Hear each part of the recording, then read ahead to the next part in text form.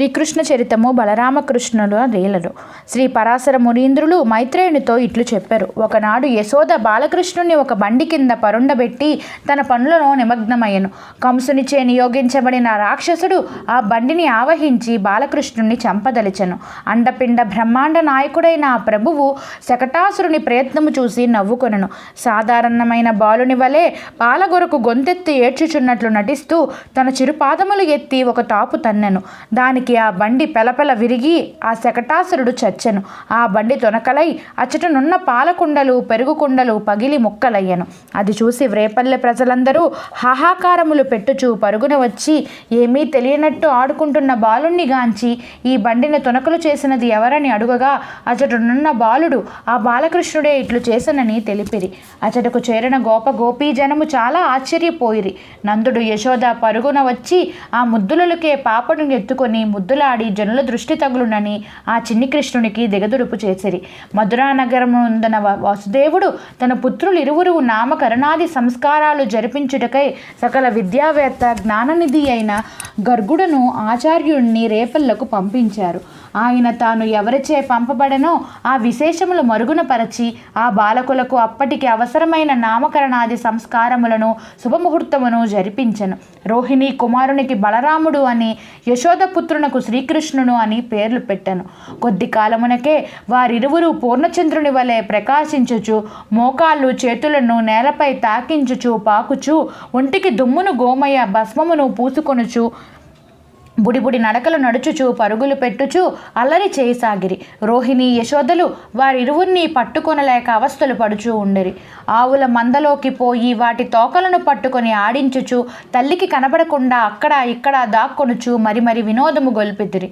ఒకనాడు శ్రీకృష్ణుడు ఎక్కువ అల్లరి చేయుచుండడం వల్ల యశోదమ్మ ఆ బాలుని ఉదరమునకు ఒక తాడు కట్టి దానికొక రోలికి కట్టి వేసి చిరు కోపమున ఓ అల్లరి పాపడా ఇప్పుడు వెళ్ళుము చూచదనని చెప్పి తన పనులలో మునిగిపోయినది.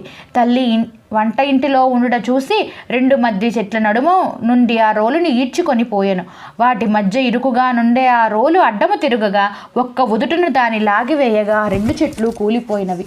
అవి కూలినప్పుడు వచ్చిన పెద్ద శబ్దములు విని రేపల్ల వాసులు పరుగున వచ్చి చూడగా పసి నవ్వులు నవ్వుచూ అమాయకముగా చూచుచున్న బాలకృష్ణుని చూసి జనులు విస్తుపోయిరి. తల్లి దామముచే ఉదరమునకు రోలును కట్టుట వల్ల అతడు దామోదరుడు అని పేరు పొందెను.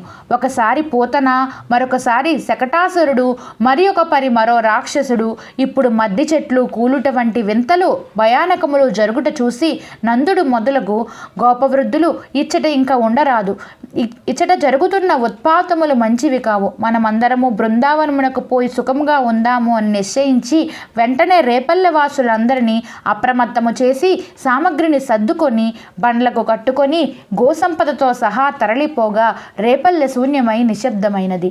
శ్రీకృష్ణుడు బృందావనమునందు గోసంపద చక్కగా అభివృద్ధి చెందవలనని మనసున సంకల్పించెను. అదే తడవుగా బృందావనమును అంతయు ఎర్రని ఎండలలో సైతము వర్ష ఋతువు వలె పచ్చని లేత పచ్చిక మొలిచెను. ప్రకృతి అంతయు చల్లగా ఆహ్లాదముగా హరితవర్ణ శోభతో అలరారెను. గోపజనులందరూ అచట తమ బండ్లను ఆపి గోవులను నిలిపి వాటికి గ్రాసము వేసి తామును సేద తీరసాగిరి. బలరామ శ్రీకృష్ణులు ఆ బృందావనమున గోవుల మందలో చేరి ఆటలు ఆడసాగిరి. నెమలి పింఛములు శిరస్సును అమర్చుకొనిరి. వనపుష్పములను హారములను చేసి మెడలో ధరించిరి. సెగలో తురుముకొంటిరి. గోపబాలకులు ఆవులను ఆదలించుట చేతపట్టిన వెదురు ముక్కలను వేణువుగా చేసి వాయించసాగారు. కొబ్బరాకులచే బోరలు చేయసాగాను. ఆ బలరామ శ్రీకృష్ణులను చూసినంతనే అగ్నియందు నిక్షిప్తము చేయబడిన శివవీర్యమును ఉదయించిన స్కందస్వామి అవతారమూర్తులైన శాఖ విశాఖులను కుమారుల వలె అత్యంత దివ్యశోభతో ఆడుచూ నవ్వుచూ త్రుళ్ళుచూ ఉండసాగిరి. ఇట్లు త్రిభువన నాయకుడు 7 ఏండ్ల పసవయస్సు నుంచి గోవత్స పరిపాలకుడు అయ్యాను. నా వీడియో మీకు నచ్చినట్లయితే నా ఛానల్ని సబ్స్క్రైబ్ చేసుకోండి. నా వీడియోని లైక్ చేయండి, షేర్ చేయండి. Thank you.